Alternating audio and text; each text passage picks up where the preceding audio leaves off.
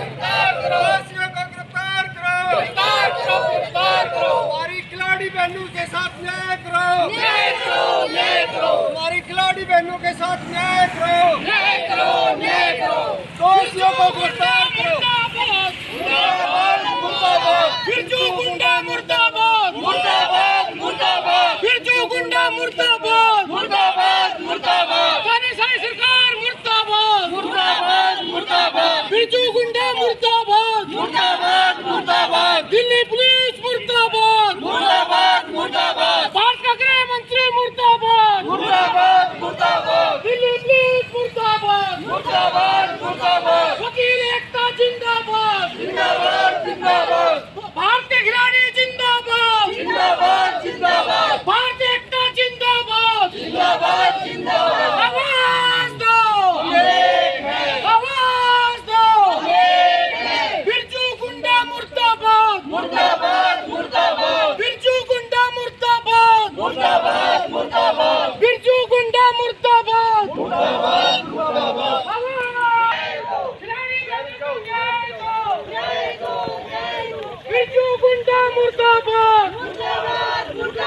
बिरजू गुंडा मुर्दाबाद, दिल्ली पुलिस मुर्दाबाद, दिल्ली पुलिस मुर्दाबाद, बिरजू गुंडा, बिरजू गुंडा, बिरजू गुंडा, बिरजू गुंडा, बिरजू गुंडा, बिरजू मुंडा, बिरजू गुंडा, बिरजू गुंडा, आवाज दो, बिरजू गुंडा, बिरजू गुंडा, पुलिस आवाज दो, बिरजू गुंडा, खिलाड़ी एकता, खिलाड़ी बहनों को न्याय दो। साथ है। खिलाड़ी बहनों को न्याय दो। दिल्ली पुलिस वकील एकता, बिरजू गुंडा, बिरजू गुंडा, बिरजू गुंडा, बिरजू गुंडा, दिल्ली पुलिस, भारत सरकार का गृह मंत्री,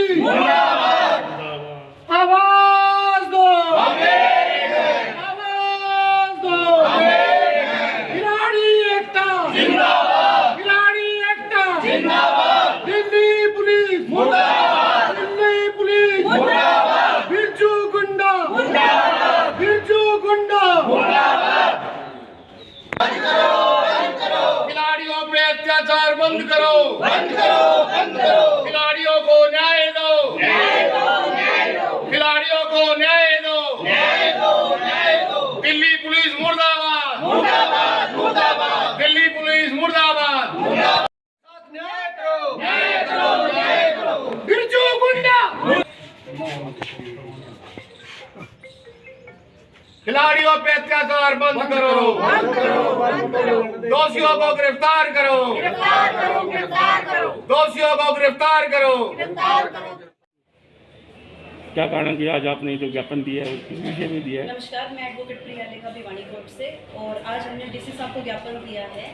जो हमारे अंतर्राष्ट्रीय स्तर पे जो खिलाड़ियां हैं उनके साथ जो शोषण होता आया है, और उनके बाद भी पोक्सो की एक FIR होगी, और फिर भी एक जो बिरजू गुंडा है उसको गिरफ्तार नहीं किया गया।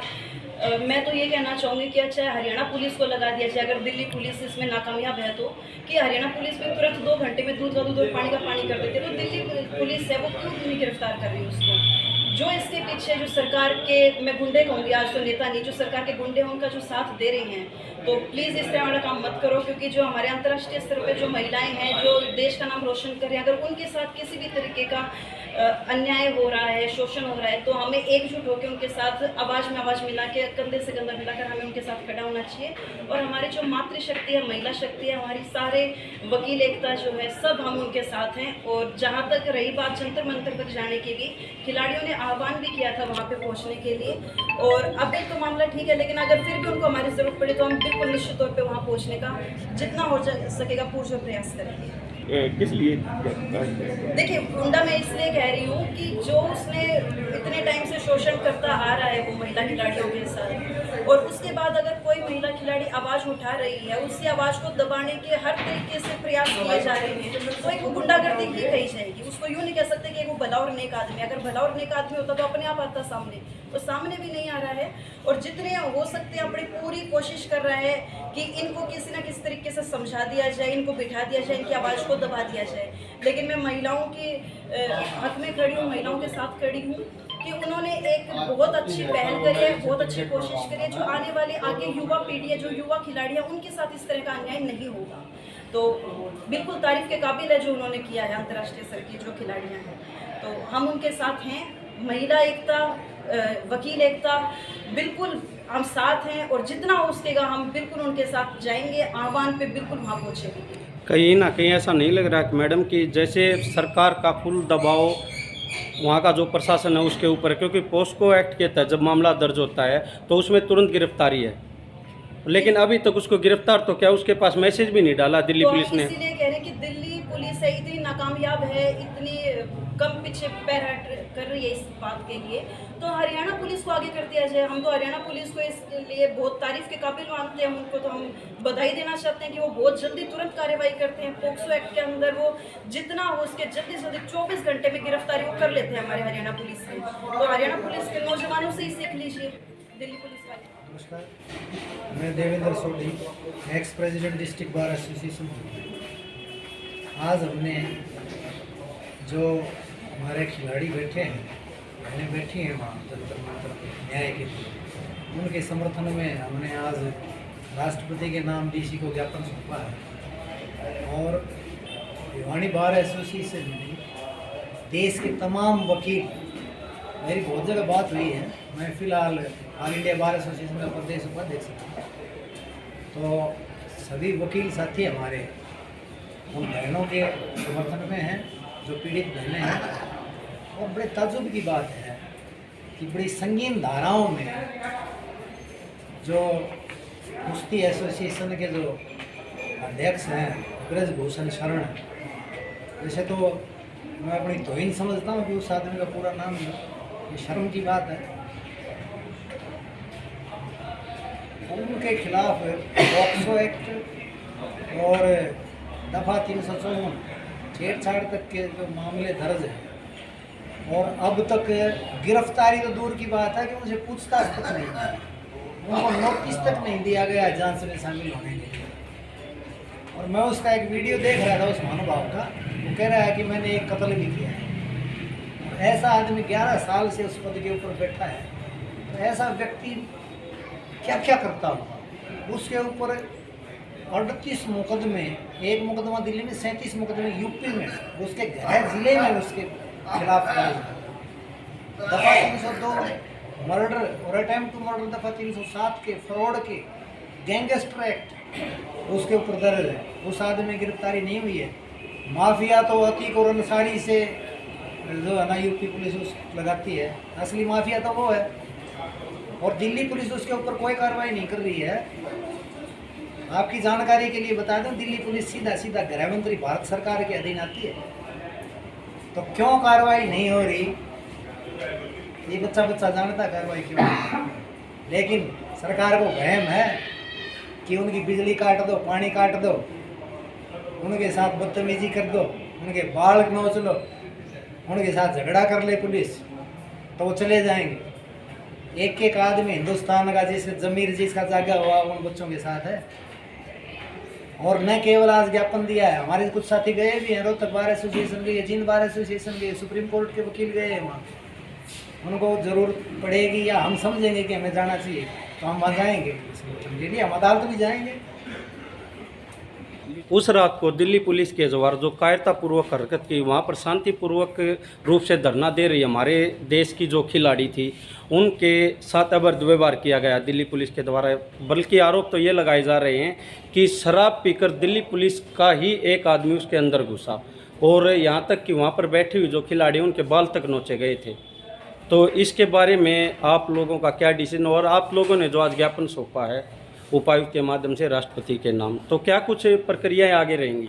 देखिए, मैं एडवोकेट दीपेश सारसर भिवानी बार से। जो आपका सवाल है टिंकू भाई, हमारे पूर्व प्रधान जी ने ये बताया है कि जो दिल्ली पुलिस है ना, वो डायरेक्ट भारत सरकार के अधीन आती है। और ये जो पूरा हमारे देश के खिलाड़ियों के साथ बर्बरतापूर्ण व्यवहार हुआ, ये सरकार के कहने के अनुसार है। क्योंकि कोई आदमी अगर काम करता है, दिल्ली पुलिस काम करती है तो वो दिन में करती है, लेकिन जब उन खिलाड़ियों के समर्थक साथी वहाँ से चले गए, आधी रात को दिल्ली पुलिस के जवान शराब पी के हमारी बच्चियों के साथ गलत व्यवहार कर रहे हैं, उनको अपने अधिकारों के लिए वहाँ बैठने नहीं दिया जा रहा, तो ये सरासरी महसूस होती है कि नरेंद्र मोदी जी और गृह मंत्री अमित शाह का डायरेक्ट इशारा है। क्योंकि जो ब्रजभूषण जी हैं वो 11 साल से इस पद पे आसीन है और उस पर कोई ये नया मुकदमा नहीं, सैकड़ों मुकदमे पहले से भी। जब कोई भी पोस्को या 354 मुकदमा दर्ज होता है तो FIR दर्ज होते ही उसको अरेस्ट कर लेते हैं।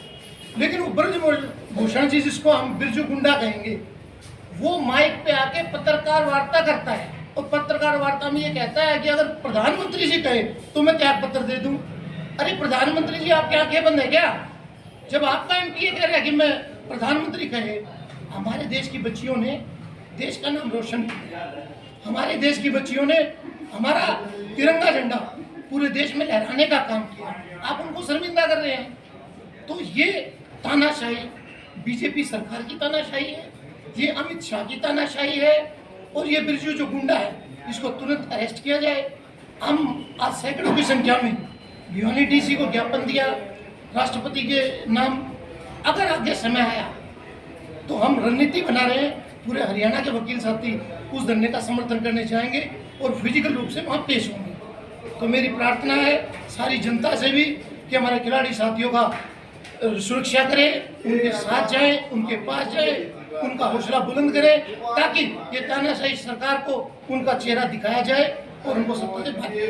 ये कहना है कि वो उनके साथ है, उनके बयान आ रहे हैं। अमित शाह जी कह रहे हैं ना, तो अमित शाह जी तो खुद तड़ीपार है, तो तड़ीपार का संरक्षण तो तड़ीपार ही करते हैं ना।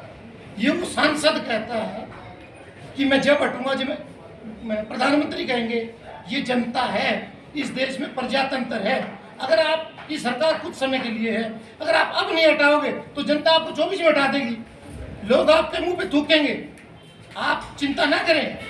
किसी जब कहते हैं ना कि कोई ऊपर थूकता है तो उसके मुंह पे आके गिरता है, तो ये देश है, भारत देश की जनता है, प्रजातंत्र का समय आएगा, फैसला कर देगी, पता चल जाएगा अमित शाह और मोदी जी।